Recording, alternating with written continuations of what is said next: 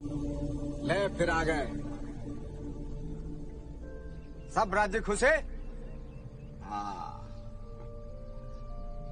तेरे को क्या लगता था कि नहीं लौटेंगे? गलत। जब तक तोड़ेंगे नहीं तब तक छोड़ेंगे नहीं। बहुत ही लंबा दंगल चलेगा रे तोर हमारा। तैयार है? हैं? तैयार है। वेलकम बच्चों, आपका हमारे YouTube चैनल SPS केमिस्ट्री में स्वागत है। अभी आपने एक वीडियो देखा जिसमें आपको उस वीडियो को देखने के बाद आपको पता चल गया होगा कि वो किस फिल्म का है और उस कैरेक्टर का नाम क्या है। आपको पता है कि वो जो फिल्म है उसमें आपको दशरथ माझी नाम का एक कैरेक्टर है जिसने बहुत बड़े पहाड़ को बहुत ही साहस के साथ तोड़ करके सभी लोगों के लिए एक रास्ता बनाया। हम आपसे ये कहना चाहते हैं कि वो इंसान जिसके पास में खाने के लिए कुछ नहीं था, पीने के लिए कुछ नहीं था, कपड़ा पहनने के लिए कुछ नहीं था और रहने के लिए भी कुछ नहीं था, फिर भी उसकी साहस और उसकी हिम्मत के आगे एक बड़ा सा पहाड़ भी उसका साहस को नहीं रोक पाया और वो धीरे धीरे करके पूरे के पूरे पहाड़ को तोड़ करके लोगों के लिए रास्ता बनाया। इसलिए हम आज से आपको रिक्वेस्ट करना चाहते हैं कि आज से आप सबसे पहले अपना एक उद्देश्य डिसाइड कीजिए और उद्देश्य बनाने के बाद में उस उद्देश्य को पाने के लिए कठिन परिश्रम करना है। साहस के साथ में, उत्साह के साथ में कठिन परिश्रम करना है और उस कठिन परिश्रम से आपको अपना उद्देश्य प्राप्त करना है। हमारा सिर्फ ये वीडियो क्लिप दिखाने का सिर्फ एक ही रीज़न था कि आपका उद्देश्य पहाड़ से बड़ा नहीं हो सकता। जब दशरथ माझी नामक आदमी ने धीरे धीरे करके उस पहाड़ को तोड़ करके अपना उद्देश्य सफल किया, वैसे ही आप धीरे धीरे करके आप अपने उद्देश्य को पा सकते हैं।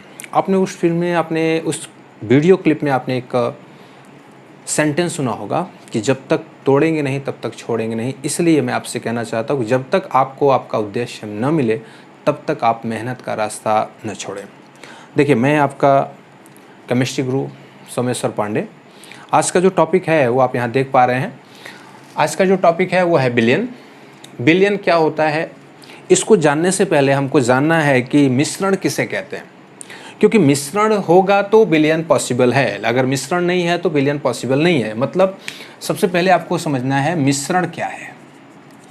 देखिए, 11th में आपने फर्स्ट चैप्टर में आपने पढ़ा होगा कि मिश्रण यानी दो या दो से अधिक यौगिकों को मिलाने के पश्चात जो हमें प्राप्त होता है उसे हम मिश्रण कहते हैं। यानी दो या दो से अधिक यौगिक को मिलाने के पश्चात जो हमें प्राप्त होता है उसे हम मिश्रण कहते हैं। अब मिश्रण दो प्रकार का होता है। एक आपका होता है सममांगी मिश्रण, एक सममांगी मिश्रण होता है, और दूसरा आपका होता है विषमांगी मिश्रण। विषमांगी मिश्रण, देखिए सममांगी मिश्रण का क्या मतलब है कि जब दो यौगिक को एक दूसरे के साथ मिक्स किया जाता है तो जब एक यौगिक दूसरे यौगिक में पूरी तरह से समाविष्ट हो जाता है, एक यौगिक दूसरे यौगिक में पूरी तरह से घुल जाता है, एक यौगिक दूसरे यौगिक में पूरी तरह से समाविष्ट हो जाता है, तो जो बनने वाला मिश्रण होता है उसे हम सममांगी मिश्रण कहते हैं। सममांगी मिश्रण को साधारण छानने की क्रिया से उसमें जो दो घटक हैं उनको आप अलग नहीं कर सकते। दूसरा आपका होता है विषमांगी मिश्रण। विषमांगी मिश्रण किसे कहते हैं, जब दो यौगिक एक दूसरे के साथ मिश्रित हों, यानी एक दूसरे के साथ रहें लेकिन वो अपनी अपनी भौतिक अवस्था बनाए रखें, वो एक दूसरे के साथ में समाविष्ट न हो, वो एक दूसरे के साथ मिश्र न हो, उसे हम विषमांगी मिश्रण कहते हैं। एग्जाम्पल, सममांगी मिश्रण में जैसे आपको एग्जाम्पल बताया जाए तो आपको पता है नमक को पानी में घोल दिया जाए। नमक को पानी में घोलने के बाद आपने देखा कि नमक जो होता है वो पूरी तरह से पानी में समाविष्ट हो जाता है। आप नमक को पानी से अलग यानी कि छानने की क्रिया से आप अलग नहीं कर सकते। लेकिन दूसरा आपका होता है जैसे सैंड विथ वाटर, यानी कि रेत और बालू, यानी बालू हो गया और पानी हो गया। तो आपने देखा होगा कि बालू को जब हम पानी में डालते हैं तो बालू पानी एक दूसरे के साथ में मिश्र जरूर होते हैं, लेकिन जो आपका बालू होता है वो पानी के नीचे पेदी में जाके जमा हो जाता है। यानी कि वो दोनों, यानी कि बिलियन यानी कि जो आपका मिश्रण है बिस्मांगी मिश्रण, उसमें बालू और पानी दोनों एक दूसरे के साथ हैं, लेकिन वो दोनों एक दूसरे से अलग हैं और आप उनको छानने की प्रक्रिया से आसानी से अलग कर सकते हैं। अब सममांगी मिश्रण में हमने आपको बताया कि दो या दो से अधिक घटक एक दूसरे के साथ में समाविष्ट हो जाते हैं, एक दूसरे के साथ पूरी तरह से घुल जाते हैं, तो उसे आप सममांगी मिश्रण कहते हैं। और जब दो या दो से अधिक यौगिक एक दूसरे के साथ तो हो रहे हैं, लेकिन एक दूसरे के साथ पूरी तरह से समाविष्ट न हो, पूरी तरह से घुल ना सके, उसे हम विषमांगी मिश्रण कहते हैं। अब सममांगी मिश्रण में हम यहाँ देखते हैं एक आपका होता है विलयन, तो सममांगी मिश्रण को हम विलयन कह सकते हैं। दूसरा जो आपका विषमांगी मिश्रण आता है उसमें दो आते हैं, नंबर एक कोलाइडल विलयन, कोलाइडल विलयन, और दूसरा आपका आता है निलंबन, यानी कि निलंबन जिसको आप कहते हैं सस्पेंशन। ठीक है, अब जरा सा हमको देखना है कि ये विलयन, तो यानी विलयन को हम सत्य विलयन भी कह सकते हैं, विलयन को हम सत्य विलयन कह सकते हैं। विलयन क्या है, सत्य विलयन क्या है, कोलाइडल विलयन क्या है, निलंबन क्या है, इसको समझते हैं हम। तो सबसे पहले आपको पता है सत्य विलयन क्या है, जैसे मैंने आपको बताया कि दो या दो से अधिक यौगिकों के सममांगी मिश्रण को हम विलयन कहते हैं। दो या दो से अधिक यौगिकों के सममांगी मिश्रण को हम विलयन कहते हैं, और इसी विलयन को हम सत्य विलयन भी कहते हैं। अब जो दो यौगिक हैं उसमें एक जिसकी मात्रा कम होती है, यानी कि विलयन में दो यौगिक कम से कम विलयन में दो यौगिक होंगे, इसलिए हम विलयन को द्विअंगी विलयन यानी कि बाइनरी सॉल्यूशन कहते हैं। कम से कम दो घटक तो होंगे, यानी विलयन में कम से कम दो घटक होंगे। जैसे मान लीजिए आपका चीनी पानी है, तो एक घटक हो गया, यानी कि एक यौगिक हो गया चीनी, दूसरा यौगिक हो गया पानी। नमक पानी है, ग्लूकोज पानी है, तो आप देख पा रहे हैं कि चीनी का विलयन हो पानी के साथ, या फिर ग्लूकोज का विलयन हो पानी के साथ, या फिर नमक का विलयन पानी के साथ हो, तो आप देख पा रहे हैं कि यहाँ पे कम से कम दो यौगिक हैं, चीनी पानी, ग्लूकोज पानी, नमक पानी, तो दो यौगिक हैं, यानी कि कम से कम दो यौगिक हैं, इसलिए विलयन को हम द्विअंगी विलयन यानी कि बाइनरी सॉल्यूशन भी कहते हैं। अब सॉल्यूशन में दो घटक मुख्य रूप से होते हैं, एक होता है विलेय और दूसरा होता है विलायक। विलयन में जिस पदार्थ की मात्रा कम होती है उसे हम विलेय कहते हैं, और विलयन में जिस पदार्थ का मात्रा अधिक होता है उसे हम विलायक कहते हैं। या फिर आप ऐसा कह सकते हैं कि विलयन में जो कम अनुपात में होता है उसे हम विलेय कहते हैं, और विलयन में जिस यौगिक का अनुपात ज़्यादा होता है उसे हम विलायक कहते हैं। अब जो विलयन है उसमें आपका हो जाता है विलेय प्लस विलायक, तो विलेय प्लस विलायक बराबर आपका होता है विलयन। ठीक है, तो विलेय प्लस विलायक इज इक्वल टू विलयन। आपको पता है कि विलेय को हम कहते हैं सॉल्यूट और विलायक को कहते हैं हम सॉल्वेंट, और विलयन को हम कहते हैं सॉल्यूशन।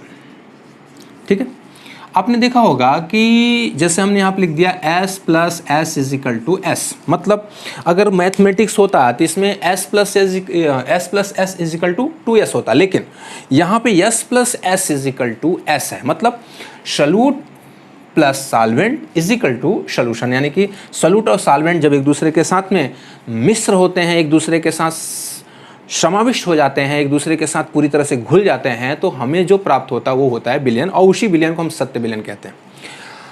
हम थोड़ा यहाँ पे विषमांगी मिश्रण की बात कर रहे हैं, तो विषमांगी मिश्रण में दो विलयन आपको यहाँ पे दो दिखाई दे रहे हैं आपको, एक कोलाइडल विलयन हो गया और दूसरा हो गया निलंबन। अब हम कैसे समझें कि कोलाइडल विलयन क्या है और निलंबन क्या है। देखिए, सत्य विलयन, कोलाइडल विलयन और हम निलंबन की बात करते हैं।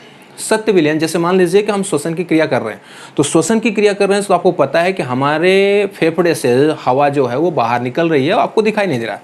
मतलब हमारे फेफड़े से जो हवा निकल रही है वो वायुमंडलीय हवा के साथ मिश्र होकर के सममांगी मिश्रण बना रहा है, जिसमें कि आपको हमारे मुंह से निकलने वाली जो हवा है वो दिखाई नहीं दे रहा है। लेकिन अगर कोई भी इंसान सिगरेट पी रहा है, तो सिगरेट पी रहा है तो क्या करता है, जब सिगरेट पीता है तो उसके शरीर के अंदर यानी उसके लंग्स में स्मोक जाता है, धुआं जाता है। उसके बाद जब वो बाहर निकालता है तो आपने देखा होगा कि उसके मुंह से धुआं आपको दिखाई देता है, यानी कि जब वो श्वसन की क्रिया कर रहा है तो भी वो कार्बन डाइऑक्साइड गैस को बाहर निकाल रहा है, लेकिन वो कार्बन डाइऑक्साइड गैस आपके वायुमंडलीय हवा के साथ में मिश्र हो रहा है, और कौन सा विलयन बना रहा है, सत्य विलयन बना रहा है, यानी कि सममांगी मिश्रण बना रहा है। लेकिन यही जब वो मुँह से धुआं निकालता है तो जो धुआं के कण होते हैं वो हमारे वायुमंडलीय हवा के साथ में सत्य विलयन नहीं बल्कि कोलाइडल विलयन बना रहे हैं। तो कोलाइडल विलयन जो होते हैं उनके कण हमको नंगी आंखों से दिखाई दे सकते हैं, ठीक है।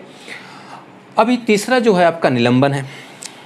अभी जैसे मान लीजिए कि आग जल रही है तो वहाँ से धुआं निकलता है, तो जो धुआं होता है वो वायुमंडलीय हवा के साथ में कोलाइडल विलयन बनाता है, और वो आग जलते हुए जो राख निकलती है वो राख थोड़ी दूर ऊपर जाने के बाद फिर वापस नीचे आ जाता। मतलब वो वायुमंडलीय हवा में राख गया तो था, लेकिन उसका वजन, उसका राख के कण का आकार बड़ा होने की वजह से वो कहाँ आ गया, नीचे की तरफ आ गया, तो वो वायुमंडलीय हवा से अलग हो गया।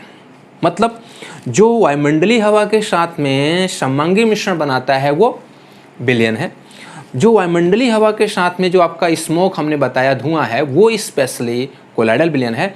और वो जलते समय जो राख निकली थी, वो राख जो होती है वो वायुमंडलीय हवा से जब अलग नीचे पेदी में जमा होता है, यानी कि नीचे आ जाता है, तो उसे हम कहते हैं निलंबन। एक सिंपल सा एग्जाम्पल आपको दें। आपको पता है कि आपके वायुमंडल में नमी है, तो वायुमंडल में जो नमी है वो आपको दिखाई नहीं दे रहा है। इसका मतलब है कि जो वायुमंडल की जो नमी है वो सत्य विलयन के रूप में है। दूसरा, यही नमी जब ठंडी के मौसम में कोहरा और कुहासा बनता है, तो जो कोहरा और कुहासा है वो ठंडी के मौसम में आपको दिखाई देता है। इसका मतलब क्या है कि जो कोहरा और कुहासा है वो नमी का ही रूप है, लेकिन वो जो नमी है वायुमंडलीय हवा के साथ में कोलाइडल विलयन बनाया। बात अच्छे समझिएगा।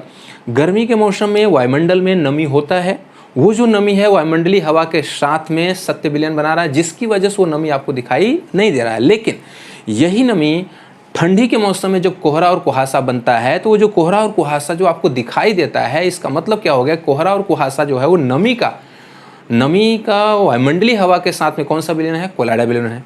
उसके बाद जब ये नमी पत्ती के ऊपर धीरे धीरे, यानी कि जो आपके कोहरा और कुहासा होते हैं उनके जो कण होते हैं वो थोड़े बड़े होते हैं, और ये जो बड़े कण होते हैं वो धीरे धीरे पत्ती के सतह पर इकट्ठा होते हैं और भी बड़े अणु का निर्माण करते हैं, पानी के और भी बड़े अणु का निर्माण करते हैं। और वो जो होता है पानी का बड़ा अणु, वो आसानी से नीचे पत्ती के माध्यम से आसानी से नीचे जमीन पर आ जाता है। इसका मतलब क्या हो गया कि वो जो आपके गर्मी के मौसम में नमी है, हवा में जो नमी है वो सत्य विलयन है। ठंडी के मौसम में यही नमी जो कोहरा बनता है वो कोलाइडल विलयन है। और जब कोहरा के जो कण होते हैं एक दूसरे के साथ जुड़ते हुए चले जाते हैं और बड़े अणु का निर्माण करते हैं, और वो जो पानी होता है वो वायुमंडलीय हवा में से नीचे जमीन पे आ जाता है, उसे हम कहते हैं निलंबन। यानी कि जैसे अभी हम आपको बताएं कि आपके शरीर से जो पसीना निकलता है वो सत्य विलयन है, और आपके शरीर में जो ब्लड है वो कोलाइडल विलयन है, ठीक है।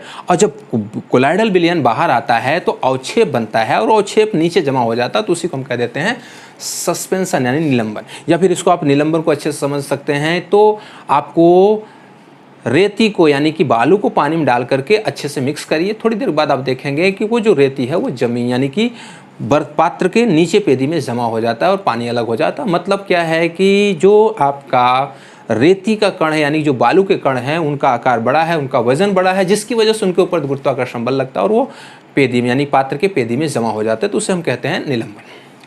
आइए हम यहाँ पर कणों के आकार के आधार पर हम ये निश्चित करना चाहते हैं कि जो विलयन है, जो सत्य विलयन है, उसमें कण का आकार क्या होगा, कोलाइडल विलयन में कण का आकार क्या होगा और निलंबन में कण का आकार क्या होगा। तो एक बात ध्यान रखिएगा कि विलयन में आप विलेय उपयोग करते हैं, लेकिन कोलाइडल विलयन में आपको परिक्षिप्त प्रावस्था और परिक्षेपण माध्यम, मतलब परिक्षिप्त प्रावस्था विलेय के जैसे होता है, परिक्षेपण माध्यम विलायक के जैसे होता है। लेकिन जब आप परिक्षिप्त प्रावस्था और परिक्षेपण माध्यम कहते हैं यानी dispersal phase and dispersion medium कहते हैं, तो वो स्पेशली कोलाइडल विलयन के लिए यूज़ किया जाता है। और जब आप सॉल्यूट और सॉल्वेंट कहते हैं यानी कि विलेय और विलायक कहते हैं, तो वो स्पेशली सत्य विलयन के लिए उपयोग किया जाता है। तो एक बात ध्यान रखिएगा कि हम विलेय की बात कर रहे हैं, तो विलेय के कण के आकार के आधार पर हम इसको देखेंगे कि कौन विलेय का कण सत्य विलयन बनाएगा, कौन विलेय का कण कोलाइडल विलयन बनाएगा और कौन विलेय का कण निलंबन बनाएगा, ठीक है। तो सत्य विलयन में विलेय के कण का आकार 1 नैनोमीटर, सत्य विलयन में विलेय के कणों का आकार 1 नैनोमीटर से कम होता है। यानी कि सत्य विलयन में जो विलेय के कणों का आकार होता है वो 1 नैनोमीटर से कम होता है। कोलाइडल विलयन में जो परिक्षिप्त प्रावस्था होती है, जिसको आप विलेय कह सकते हैं, लेकिन परिक्षिप्त प्रावस्था में जो होती है वो उसके कणों का आकार 1 नैनोमीटर से लेकर के 1000 नैनोमीटर के बीच होता है। यानी कि यदि विलेय यानी कि जो घुला हुआ कण है, यदि विलेय के कणों का आकार 1 नैनोमीटर से कम है तो सत्य विलयन होगा। अगर उस विलेय के कण का आकार 1 नैनोमीटर से ज़्यादा हो जाए और 1000 नैनोमीटर के बीच, यानी कि 1 नैनोमीटर से अधिक और 1000 नैनोमीटर से कम हो, तो वो जो विलयन बनाएगा कौन सा विलयन होगा? कोलाइडल विलयन होगा। और यदि कणों का आकार 1000 नैनोमीटर से अधिक हो जाए तो आपको पता है कि जो 1000 नैनोमीटर से अगर उसका आकार बड़ा हो गया तो उसके ऊपर गुरुत्वाकर्षण बल लगेगा, गुरुत्वाकर्षण बल लगेगा, साथ में उसका आकार बड़ा है तो उसका वजन भी अधिक हो सकता है। तो वजन अधिक होने की वजह से, आकार बड़ा होने की वजह से उसके ऊपर गुरुत्वाकर्षण बल लगता है और उसी गुरुत्वाकर्षण बल की वजह से जो विलेय का कण होता है वो पेदी में जमा हो जाता है, तो उसको हम क्या बोलते हैं? निलंबन।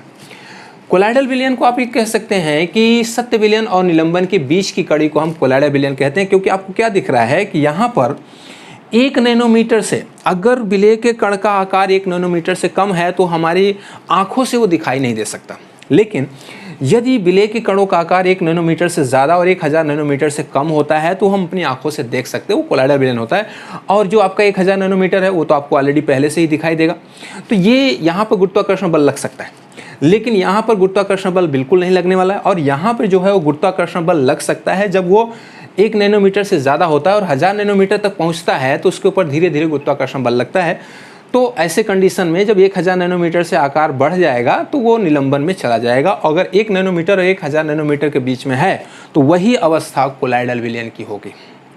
1 नैनोमीटर से कम है तो सत्य विलयन होगा। अगर कण का आकार 1 नैनोमीटर से ज़्यादा और 1000 नैनोमीटर से कम होगा तो वो कोलाइडल विलयन बनाएगा। और यदि विलेय के कण का आकार 1000 नैनोमीटर से अधिक हो जाता है तो वो पेदी में जमा हो जाता है, जिसको हम कहते हैं निलंबन। आइए हम आपको ये बताना चाहते हैं कि अभी आप जो आपके एनसीईआरटी सिलेबस में जो दूसरा चैप्टर है उसका नाम विलयन है, तो हम यहाँ पर खासकर सत्य विलयन की बातें पूरी तरह से पढ़ेंगे। कोलाइडल विलयन भी हम पढ़ेंगे, लेकिन उसके लिए आपका एनसीईआरटी में चैप्टर नंबर 5 है जिसको हम सरफेस केमिस्ट्री कहते हैं। और निलंबन तो आपको पता है कि वो अलग ही रहता है, तो इसलिए हम कोलाइडल विलयन का भी आपको थोड़ा सा एग्जाम्पल दे दिया, सत्य विलयन के बारे में बता दिया, निलंबन के बारे में बता दिया। अब हम आपको मेन जो पॉइंट है वो है विलयन। तो विलयन किसे कहते हैं? तो 2 या 2 से अधिक यौगिकों के सममांगी मिश्रण को हम विलयन कहते हैं। याद रखिएगा, सममांगी मिश्रण विलयन अगर है तो वो सममांगी मिश्रण होना जरूरी है। आपको सममांगी मिश्रण ही आप बोल सकते हैं विलयन के लिए, क्योंकि विषमांगी मिश्रण में आपका कोलाइडल विलयन आता है और निलंबन आता है। तो 2 या 2 से अधिक यौगिकों के सममांगी मिश्रण को हम विलयन कहते हैं। विलयन में कम से कम 2 घटक होंगे। जैसे मैंने आपको बताया, चीनी पानी 2 घटक हो गए, एक चीनी हो गया, दूसरा पानी हो गया। नमक पानी, एक नमक हो गया, दूसरा पानी हो गया। ग्लूकोज पानी, नमक ग्लूकोज हो गया और पानी हो गया। तो इस प्रकार आप क्या देख रहे हैं कि विलयन में कम से कम नहीं तो 2 घटक होंगे। अब ये 2 घटक हैं, इसलिए हम कम से कम हम विलयन को यानी सत्य विलयन को हम बाइनरी विलयन यानी कि द्विअंगी विलयन कह सकते हैं। मान लेते हैं आप ऐसा विलयन बनाते हैं जिसमें आपका नमक भी है, पानी भी है और नींबू का रस है।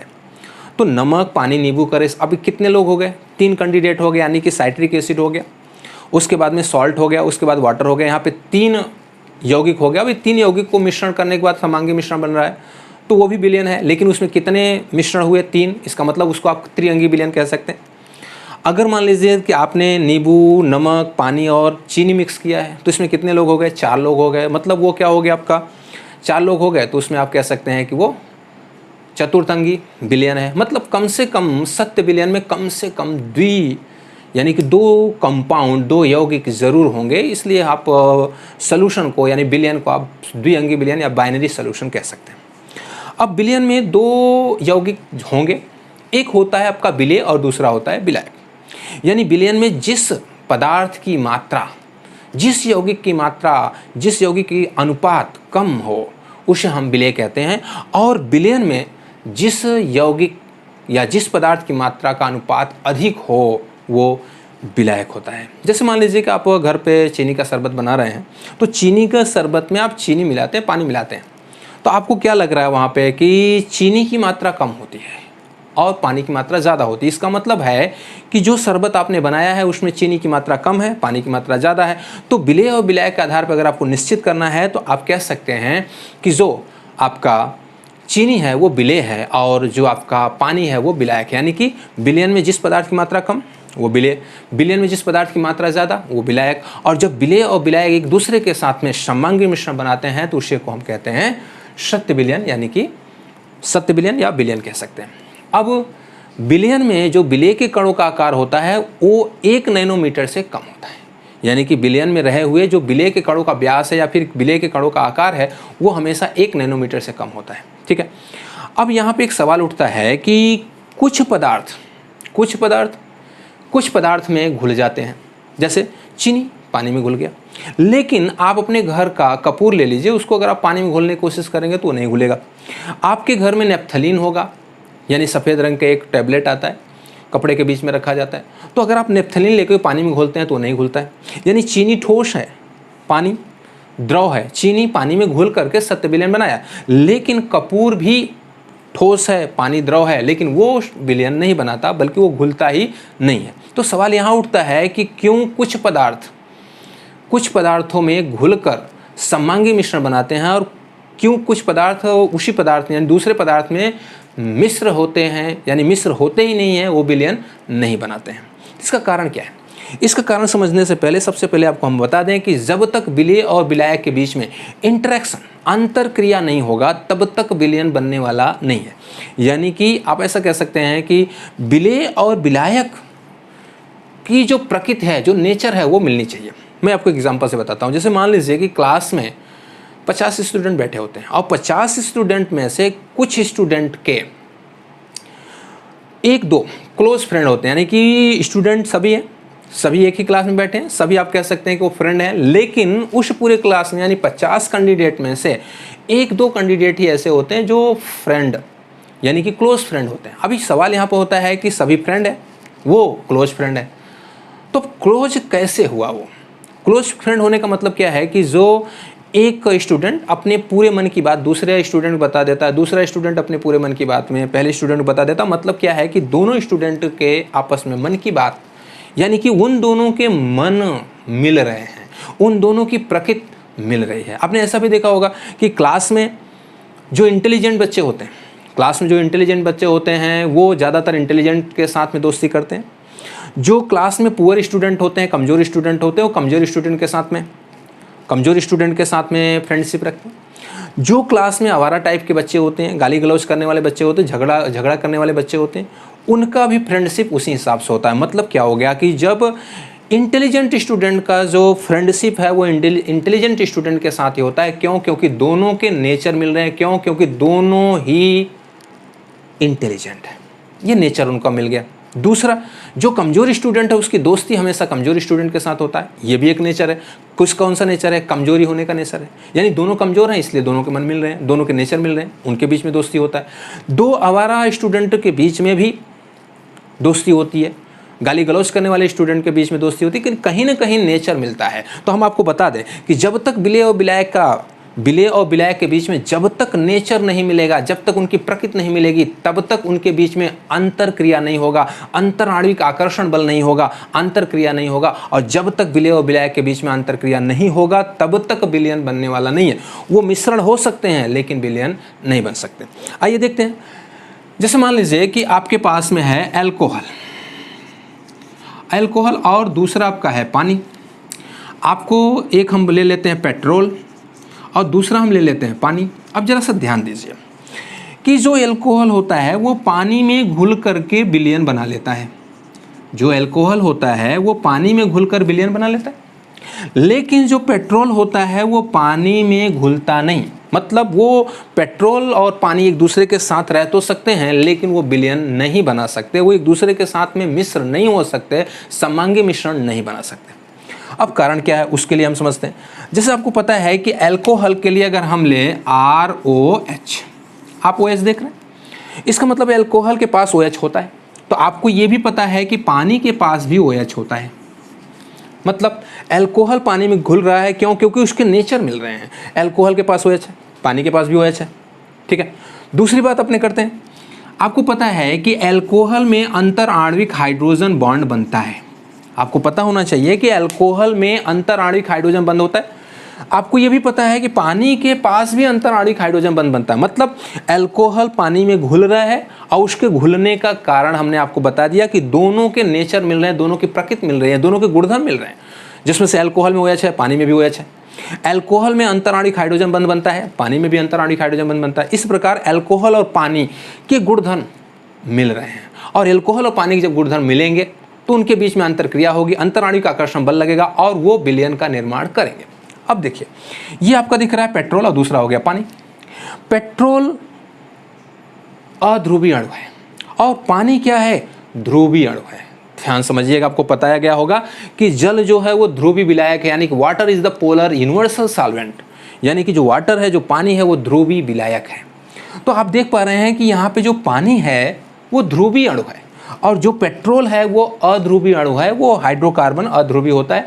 तो पेट्रोल हाइड्रोकार्बन है, अध्रुवीय अणु है, और आपका जो पानी है वो ध्रुवीय अणु है। इस प्रकार आप क्या देख रहे हैं कि पेट्रोल अध्रुवीय और पानी क्या हो गया? ध्रुवीय हो गया, यानी कि दोनों की प्रकृति नहीं मिल रही है, दोनों के नेचर नहीं मिल रहे हैं, तो उन दोनों के बीच में कोई भी विलयन बनने वाला नहीं है। यही हमने आपको बताया कि जब तक विलेय और विलायक के कणों के मध्य में अंतरक्रिया नहीं होगा, इंटरेक्शन नहीं होगा, अंतराणिक आकर्षण बल नहीं होगा, तब तक विलयन बनने वाला नहीं है। और अंतरक्रिया या फिर अंतराणिक आकर्षण बल होने के लिए ज़रूरी है कि उनके नेचर मिलने चाहिए। ठीक है, तो आपको यहाँ समझ में आ गया कि अल्कोहल पानी में क्यों घुलता है। अब जैसे मान लीजिए कि आप चीनी ले लीजिए या फिर आप ग्लूकोज ले लीजिए, तो ग्लूकोज में OH होता है, पानी में भी OH होता है, तो ग्लूकोज में OH होता है और साथ में पानी में OH होता है। इस प्रकार जो ग्लूकोज है या फिर चीनी है वो पानी में आसानी से घुल जाता है। लेकिन हाइड्रोकार्बन जो आपका है पेट्रोल है, वो हाइड्रोकार्बन है, लिक्विड स्टेट में है। आपका नेप्थलीन है, नेप्थलीन का फार्मूला आपको पता होगा C10H8, जिसको आपको डबल बेंजीन रिंग से आपको शो करना होता है।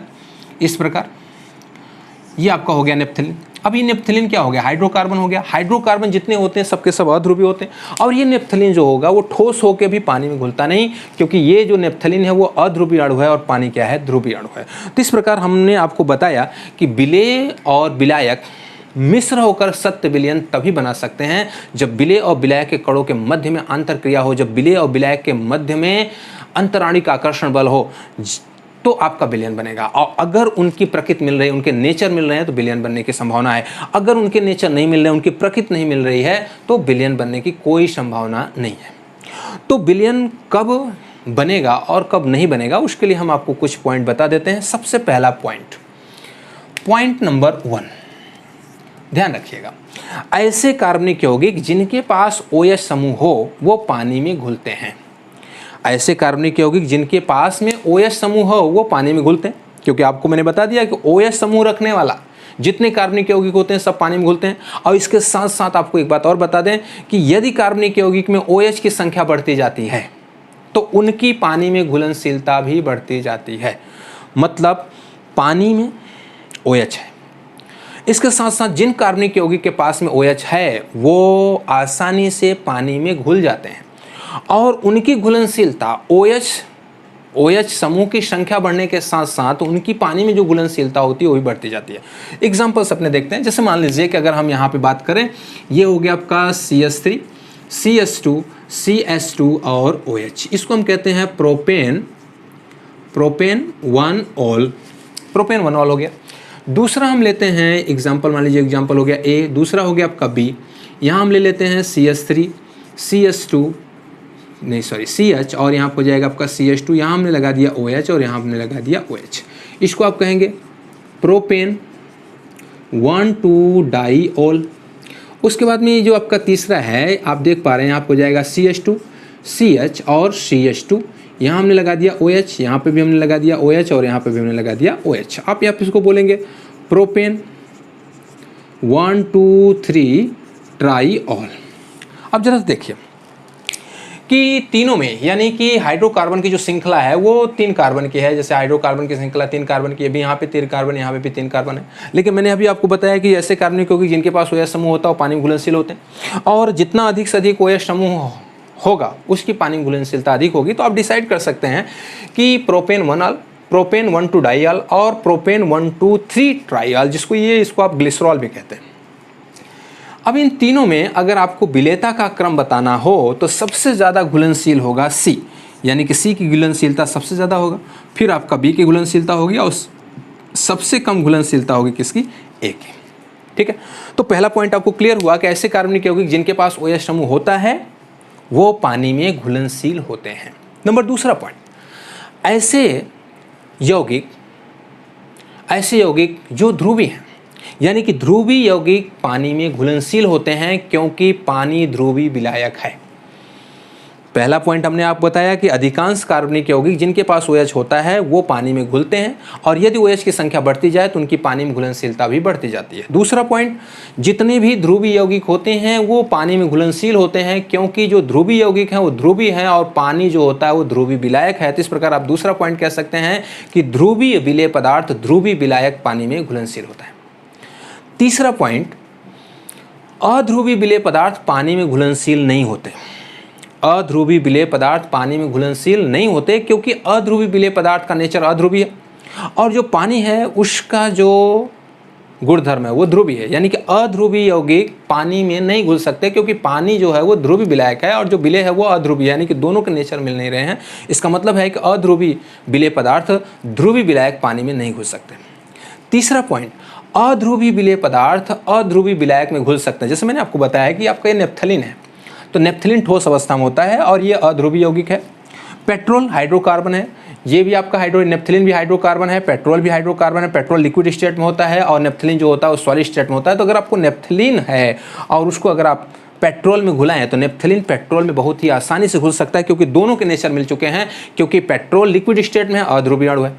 इसके साथ साथ जो आपका नेप्थलीन है वो सॉलिड स्टेट में है लेकिन वो भी अध्रुवीय है। तो अध्रुवीय विलेय पदार्थ अध्रुवीय विलायक में आसानी से घुल सकते हैं। इसके साथ साथ लास्ट पॉइंट अगर हम आपको बताएं कि अधिकांश जो आयनिक यौगिक होते हैं वो पानी में आसानी से घुल सकते हैं, लेकिन हम ये कह रहे हैं कि अधिकांश आयनिक यौगिक पानी में घुल सकते हैं, लेकिन ये जो आयनिक यौगिक की घुलनशीलता होती है वो दो बातों पर निर्भर करती है। एक लैटिस एंथैल्पी और दूसरा होता है हाइड्रेशन एंथैल्पी। आपने एस ब्लॉक चैप्टर पूरी तरह से पढ़ा है। एस ब्लॉक के जो तत्व होते हैं वो मैक्सिमम एस ब्लॉक के जो तत्व होते हैं वो आयनिक यौगिक बनाते हैं और एस ब्लॉक तत्वों के पास एक नेचर होता है हाइड्रेशन एंथैल्पी, जलीकरण एंथैल्पी कहते हैं आप। एस ब्लॉक के जो तत्व होते हैं जब आयनिक बंध बनाते हैं तो उस आयनिक बंध को तोड़ने के लिए जो आवश्यक ऊर्जा है उसको हम कहते हैं लैटिस ऊर्जा, यानी कि किसी भी आयनिक यौगिक में रहे एक मोल आयनिक बंध को तोड़ने के लिए, उनके आयन को अनंत दूर तक ले जाने के लिए जो ऊर्जा की आवश्यकता होती है उसे आप लैटिस ऊर्जा कहते हैं। और जब किसी भी एस ब्लॉक के तत्वों को पानी में घोला जाता है तो वो ऊर्जा मुक्त करते हैं। अब सवाल यहाँ पर है कि जो जलीकरण ऊर्जा होती है ऊष्माक्षेपी और जो लैटिस एंथैल्पी है ऊष्माशोषी। तो हमारा जो आयनिक यौगिक है, आयनिक यौगिक का पानी में घुलनशीलता इन दो ऊर्जाओं पर निर्भर करता है। लैटिस ऊर्जा यानी कि बंध को तोड़ने के लिए जो आवश्यक ऊर्जा है, आयनिक बंध को तोड़ने के लिए जो आवश्यक ऊर्जा है उसे लैटिस ऊर्जा कहेंगे। और जो एस ब्लॉक के तत्व होते हैं जब वो उनको पानी में डाला जाता है तो ऊर्जा मुक्त करते हैं, मतलब हाइड्रेशन एंथैल्पी उसको कहते हैं। तो हाइड्रेशन एंथैल्पी ऊष्माक्षेपी होता है और लैटिस एंथैल्पी ऊष्माशोषी होता है। तो जब लैटिस एंथैल्पी कम हो और हाइड्रेशन एंथैल्पी ज़्यादा हो तो ऐसे आयनिक यौगिक पानी में बहुत अधिक घुलनशील होते हैं। ध्यान रखिएगा, लैटिस एंथैल्पी कम हो, हाइड्रेशन एंथैल्पी ज़्यादा हो तो ऐसे आयनिक यौगिक जिनकी लैटिस एंथैल्पी कम हो और हाइड्रेशन एंथैल्पी बहुत ज़्यादा हो तो ऐसे आयनिक यौगिक पानी में बहुत अधिक अनुपात में घुलनशील होते हैं। दूसरा कंडीशन यह है कि लैटिस एंथैल्पी और हाइड्रेशन एंथैल्पी लगभग बराबर हो तो वो जो होते हैं वो सॉल्युबल होते हैं, जिसको हम स्प्रिंगली सॉल्युबल कहते हैं। मतलब विलेयता होती है लेकिन वो बहुत ज़्यादा विलेय नहीं होते, न तो कम विलेय होते हैं, यानी कि घुलनशील होते हैं, जिसको आप अल्प विलेय सॉल्ट कह सकते हैं। तीसरा कंडीशन आपका होता है कि अगर लैटिस एंथैल्पी बहुत ज़्यादा है और हाइड्रेशन एंथैल्पी कम है तो ऐसे आयनिक यौगिक पानी में घुलनशील नहीं होते हैं। ध्यान रखिएगा, हम यहाँ पे लैटिस एंथैल्पी को LH लिखते हैं और हाइड्रेशन एंथैल्पी को, तो lattice enthalpy LH is less than hydration enthalpy. ध्यान रखिएगा, LH में लैटिस एंथैल्पी हमने लिखा और H मतलब हाइड्रेशन एंथैल्पी लिखा, ठीक है। तो या फिर इसको आप ऐसे लिख सकते हैं, यहाँ पर हमने लिख दिया L डेल्टा H यानी lattice enthalpy is less than hydration यानी delta H hydration, delta H hydration यानी हाइड्रेशन एंथैल्पी ज़्यादा हो और लैटिस एंथैल्पी कम हो तो वो बहुत अधिक घुलनशील होगा, बहुत अधिक घुलनशील होगा। ठीक है, दूसरा आपका होगा lattice enthalpy is equal to delta H hydration. ये आपके घुलनशील तो होंगे लेकिन बहुत ज़्यादा घुलनशील नहीं होंगे, कम घुलनशील होंगे। ठीक है, और तीसरा कंडीशन ये है कि लैटिस एंथैल्पी बहुत ज़्यादा हो और हाइड्रेशन एंथैल्पी बहुत कम हो तो वो आयनिक यौगिक पानी में अघुलनशील होते हैं। ठीक है, तो आपको ध्यान रखना है पहला पॉइंट, जिन कार्बनिक यौगिक में OH हो वो पानी में घुलनशील होते हैं और OH की संख्या बढ़ने पर उनकी घुलनशीलता पानी में बढ़ती जाती है। दूसरी बात हमने बताया जितने भी ध्रुवीय यौगिक होते हैं वो ध्रुवीय विलायक जल में घुलनशील होते हैं, जितने अध्रुवीय यौगिक होते हैं वो पानी में अघुलनशील होते हैं, जो अध्रुवीय यौगिक होते हैं वो ध्रुवीय विलायक में घुल सकते हैं। और लास्ट पॉइंट हमने आपको बताया कि अधिकांश आयनिक यौगिक पानी में घुलनशील होते हैं, लेकिन आयनिक यौगिक की घुलनशीलता पानी में दो ऊर्जाओं पर निर्भर करता है। एक आपका होता है लैटिस ऊर्जा और दूसरा होता है हाइड्रेशन यानी कि जलीकरण ऊर्जा। लैटिस ऊर्जा कम होगा, हाइड्रेशन ऊर्जा ज़्यादा होगा तो वो आयनिक यौगिक बहुत अधिक अनुपात में घुलनशील होगा। लैटिस एंथैल्पी और हाइड्रेशन एंथैल्पी लगभग बराबर होगा, उसकी घुलनशीलता पानी में होगी लेकिन अल्प घुलनशील होगा। और यदि लैटिस एंथैल्पी बहुत ज़्यादा है और हाइड्रेशन एंथैल्पी कम है तो ऐसे आयनिक यौगिक पानी में घुलनशील नहीं होते हैं। तो यहाँ पे मैंने आपको थोड़ा सा विलयन का इंट्रोडक्शन आपको दे दिया है। अभी हमारे पास जो पहला टॉपिक आएगा जिसको हम नेक्स्ट वीडियो में पढ़ेंगे वो होगा आपका यूनिट ऑफ कंसंट्रेशन यानी कि सांद्रता की इकाई। आप सभी लोग हमारे यूट्यूब चैनल को SPS केमिस्ट्री को सब्सक्राइब कीजिए, लाइक कीजिए, शेयर कीजिए ताकि दूसरे बच्चों को भी पढ़ने का मौका मिल सके। दूसरी बात, आपको हमारा वीडियो अगर पसंद आया है तो आप सभी लोग कमेंट्स लिखें और जिनको भी अगर कोई सवाल पूछना है या फिर कोई सुझाव देना है वो भी कमेंट्स लिख करके हमको दे सकते हैं।